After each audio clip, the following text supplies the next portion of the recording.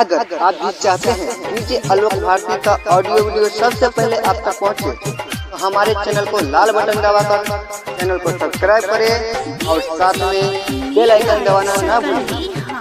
Presented by Jhakaas music, Samastipur, Bihar.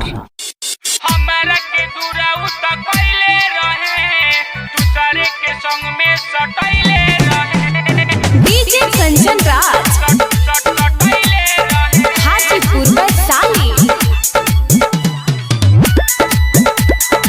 Mix by Raja Kushwaha. छोड़ देले हमसे बतियाइल, देले रही हमें किन के मोबाइल, देले रही हमें किन के मोबाइल। छोड़ देले हमसे बतियाइल, देले रही हमें किन के मोबाइल।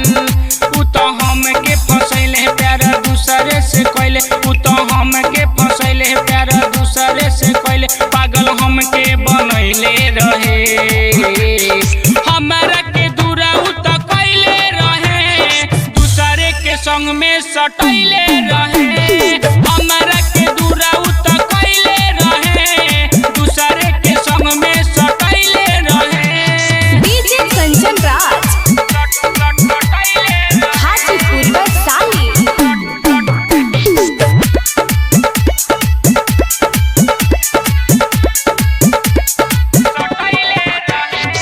कुछ कहिला तो भागेले हाली, हथवा पकड़ली तो देवेले गाली। हमरा से भइल रहे कब ना भूला हो, दूसरे के बाही में गइले उ झूला हो, दूसरे के बाही में गइले कुछ कहिला तो भागेले हाली, हथवा पकड़ली तो देवेले गाली। हमरा से भइल रहे कब ना भूला हो, दूसरे के बाही में गइले उ झूला हो।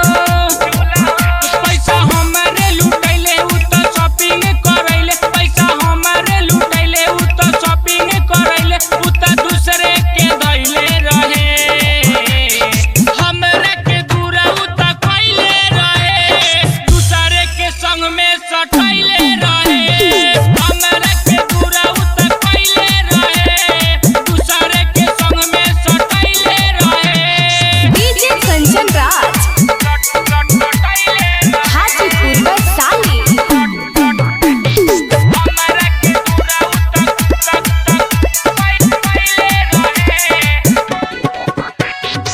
निकल लागत रहे ओकर बोली, सूरत रहे जे ओकर भोली। देखी के हमरा उ गइल रहे हंसो, तबे तो बतिया में गइली हम फंसो, तबे तो बतिया में गइली हम फंसो। निकल लागत रहे ओकर बोली, सूरत रहे जे ओकर भोली।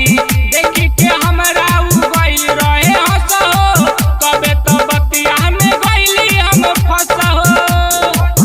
राइटर राज संग रहे प्रेमी मुन्ना सच कहे, राइटर राज संग रहे प्रेमी मुन्ना सच कहे। बात हमके बतैले रहे, हमरा के दूरा उत कइले रहे, दूसरे के संग में सटैले रहे। हमरा के दूरा उत कइले रहे, दूसरे के संग में सटैले रहे।